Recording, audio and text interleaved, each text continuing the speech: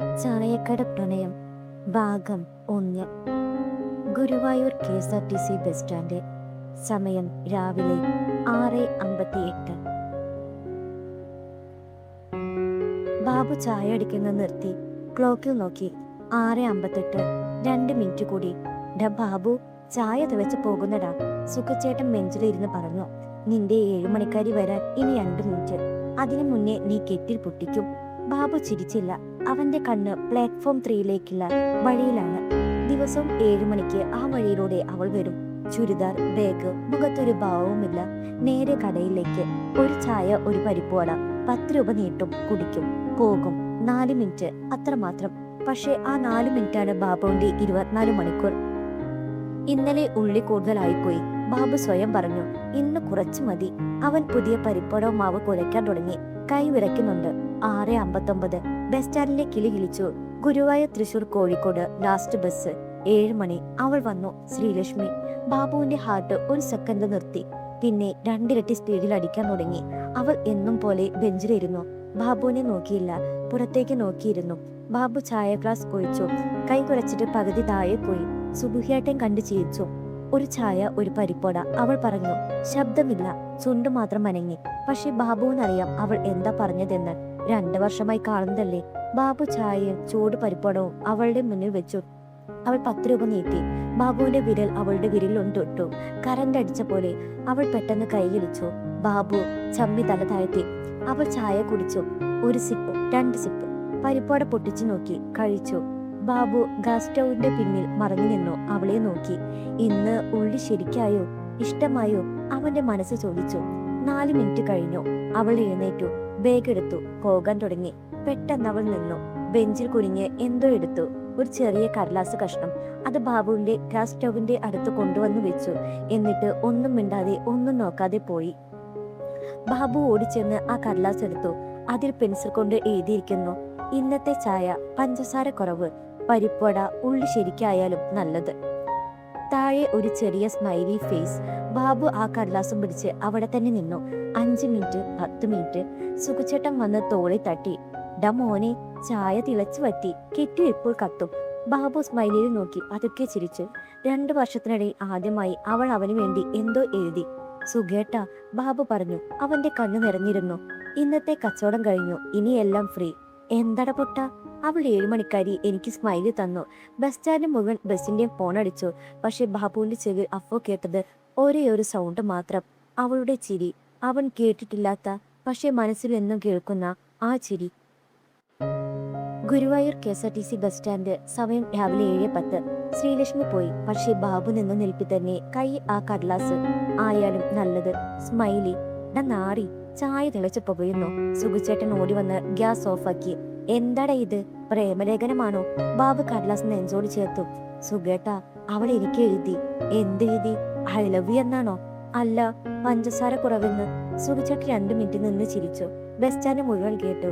ഓ, ഇത് വലിയ കാര്യം തന്നെ. പഞ്ചസാര കുറവെന്ന് പറഞ്ഞത് നിനക്ക് ഓസ്കാർ കിട്ടിയ പോലെയാണല്ലോ. ബാബു ചമ്മിയില്ല. ഏട്ടാ, 2 വർഷമായി അവളൊന്നും മിണ്ടിയിട്ടില്ല. ഇന്ന് ആദ്യമായി അവൾ എനിക്ക് വേണ്ടി എന്തോ എഴുതി. സുബുചേട്ടൻ ചിരി നിർത്തി. ബാബുവിന്റെ കണ്ണു നോക്കി. നിറഞ്ഞിരിക്കുന്നു. ഡാ മോനെ, നിനക്ക് അവളെ അത്രയ്ക്ക് ഇഷ്ടമാണോ?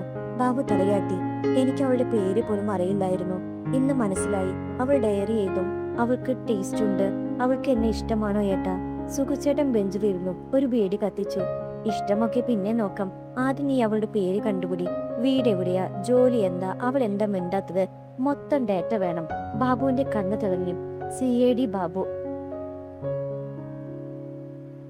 രാവിലെ 9 മണി. ബാബുവിന്റെ ചായക്കട.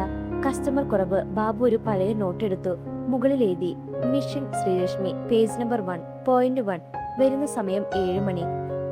പോയിന്റ് 2, ഓർഡർ ചായ 1, പരിപ്പോട 1. പോയിന്റ് 3, ഡ്രസ് കോഡ് ചുരിദാർ കറുപ്പോ നീലയോ. പോയിന്റ് 4, ബാഗ്, തുണിസഞ്ചി, ഉള്ളിൽ പുസ്തകമുണ്ട്. പോയിന്റ് 5, എഴുതുന്നത് ഡയറി. ഏട്ടാ, ബാബു സുഖുവിനെ നോക്കി. ഇനി എന്താ? ഇനി CCTV വെക്കണം. സുഖുചേട്ടൻ പറഞ്ഞു. അവൾ എപ്പോ ഡയറി എടുക്കുന്നു, എന്താ എഴുതുന്നത്, എല്ലാം റെക്കോർഡ് ചെയ്യണം. അയ്യോ, അതെങ്ങനെ? പോലീസ് പിടിക്കില്ലേ? നീ പേടിക്കാതെ. എന്റെ അനിയന്റെ മൊബൈൽ ഷോപ്പുണ്ട്. അവിടെ ഒരു ചെറിയ സ്പൈ ക്യാമറയുണ്ട്.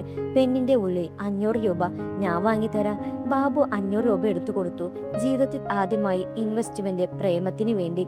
അടുത്ത ദിവസം രാവിലെ 6:45 ബാബു സ്പൈ പെൻ ഗ്യാസ് സ്റ്റവിന്റെ അടുത്ത് വെച്ചു.